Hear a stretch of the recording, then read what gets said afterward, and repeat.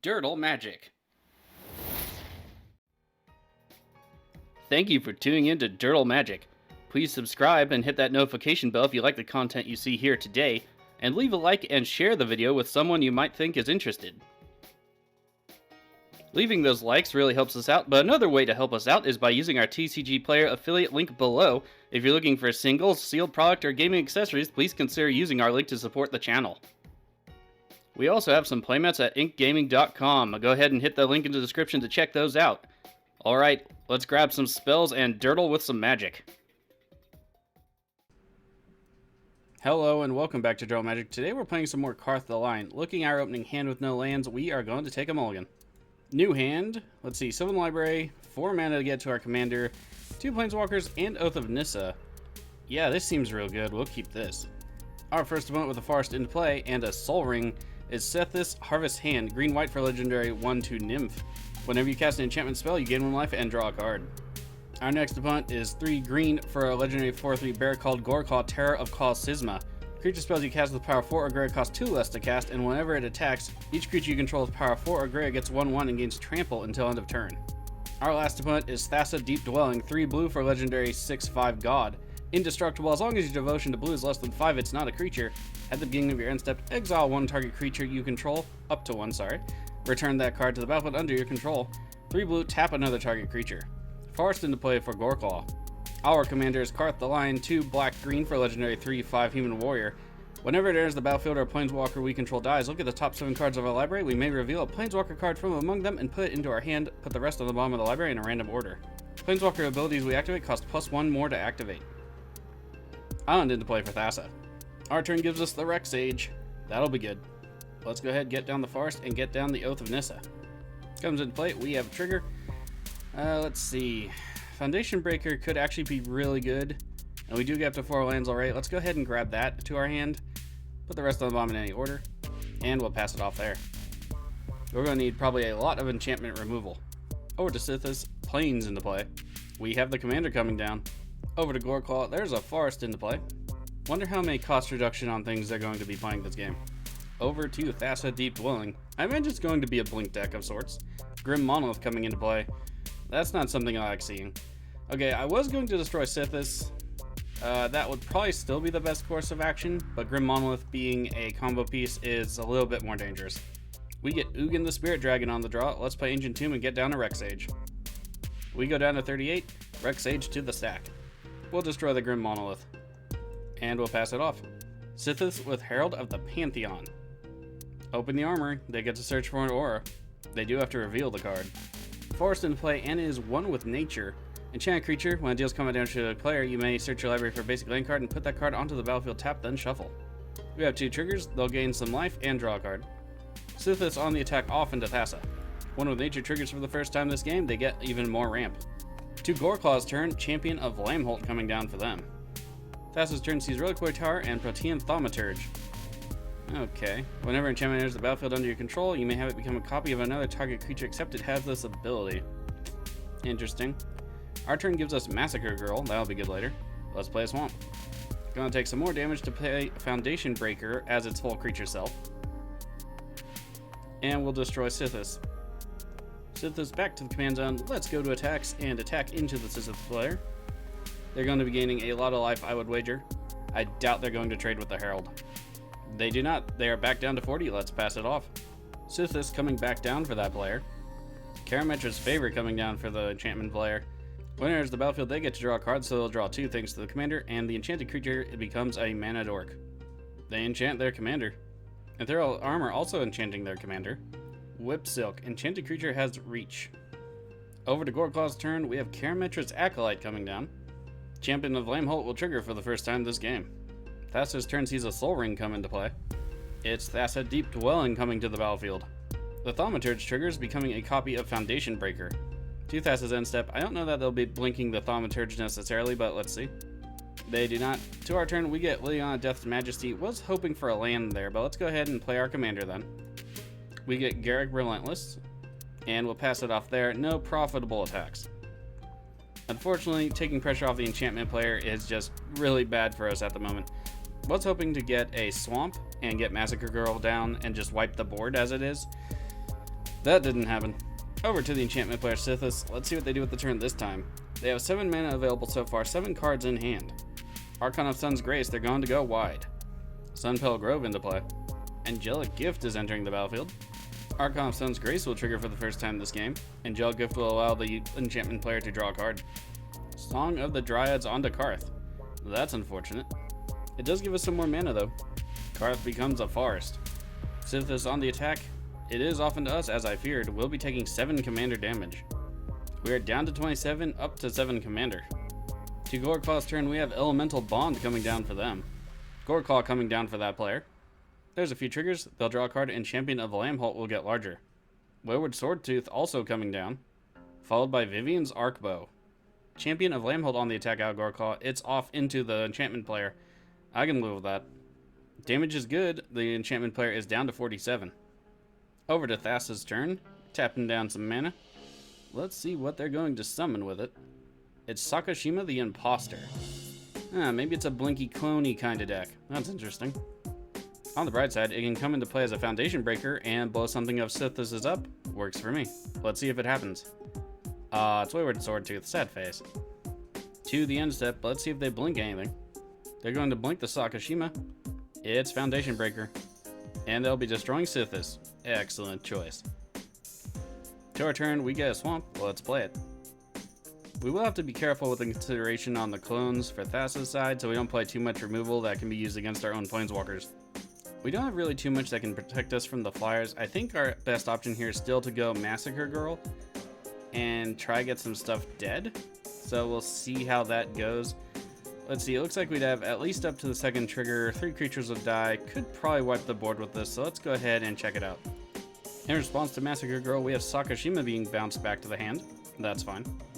We will still get a couple of triggers off the Pegasus tokens and the Herald of the Pantheon, so I'm not too worried about Massacre Girl not hitting everything else.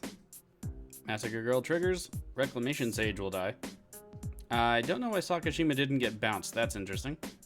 And there goes the board. So let's pass it off. I see, Sakashima says return it at the beginning of the next end step. My mistake. I thought it was immediate. That's unfortunate. Over to the enchantment player. It's too bad they go right after us because they still have a full hand of cards and can resummon their commander, although their commander does cost 6 now. But enchantment players are usually not out of luck for enchantress effects. It's their commander coming back down. Starfield Mystic is also coming down.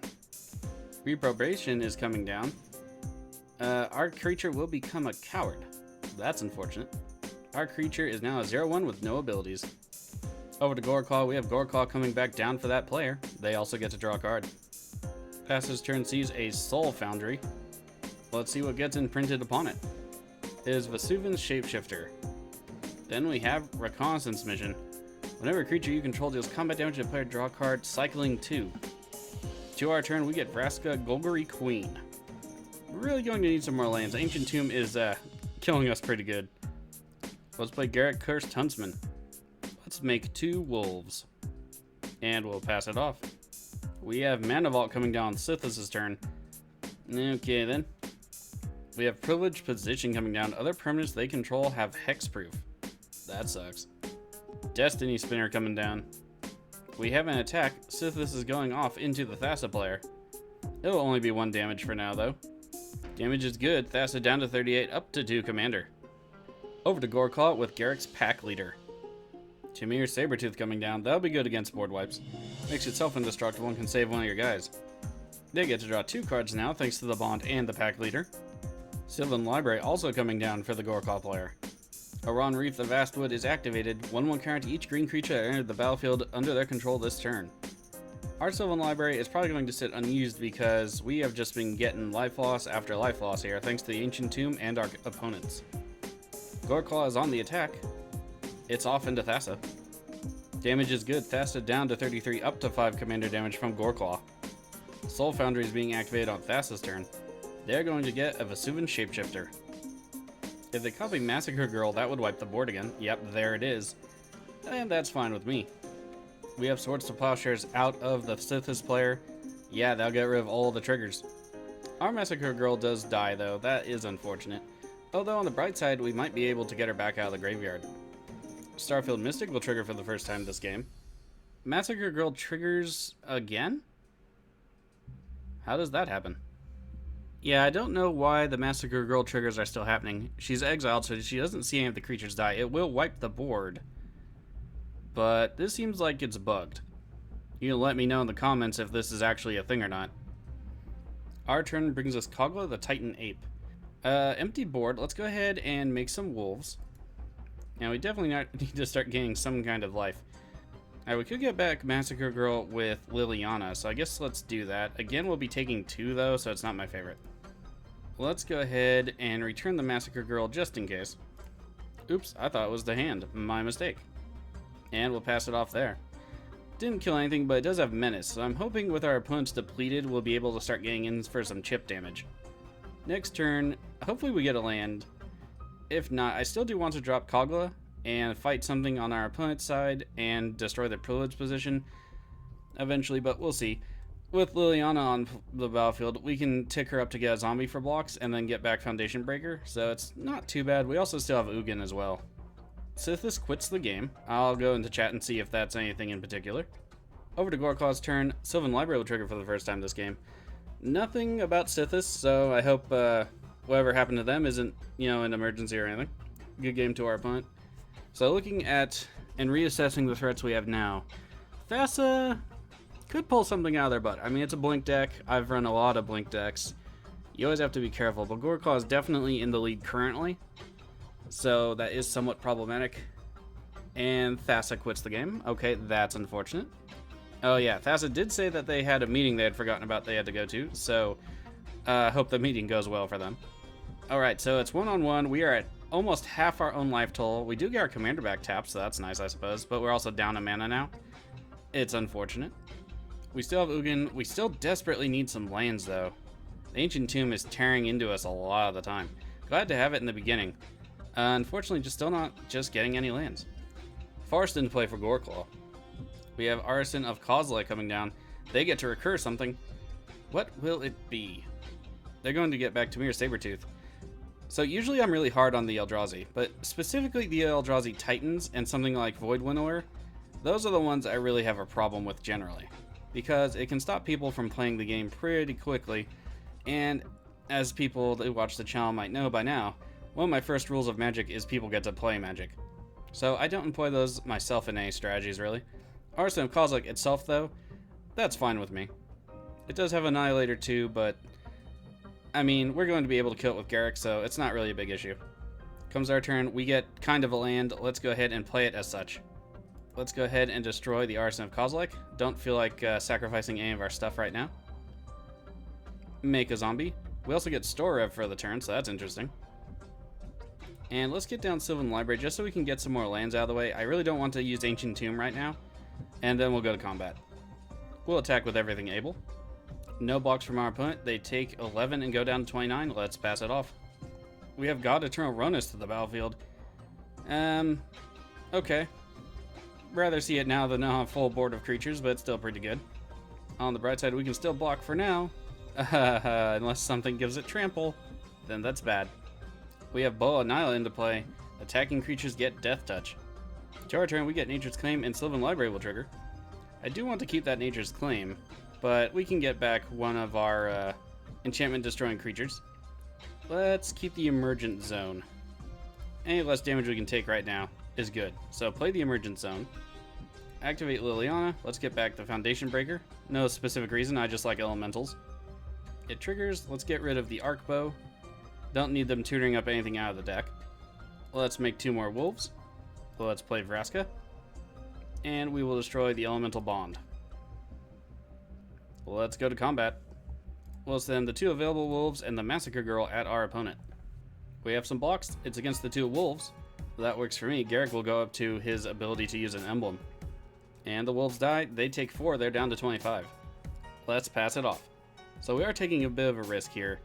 As soon as they get anything down with trample, which could be their commander with haste or some other source, it is green.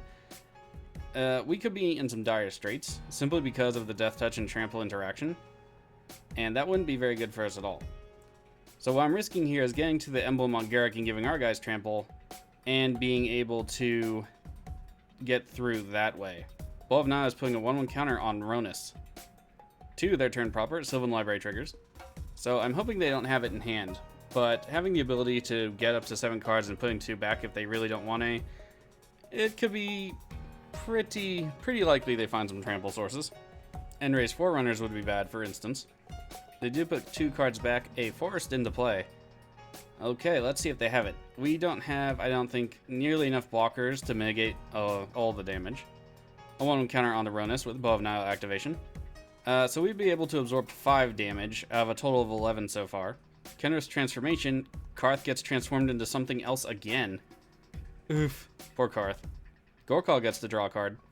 And with these cards specifically, I really like them, like Darksteel Mutation, Kenrith's Transformation, Lignify, because if somebody depends on the commander to trigger or use abilities, instead of killing it so they can just recast it, these tend to be a lot more valuable, especially if people just end up taking the 3/3 or whatever it is, because it usually doesn't make it into any kind of threat.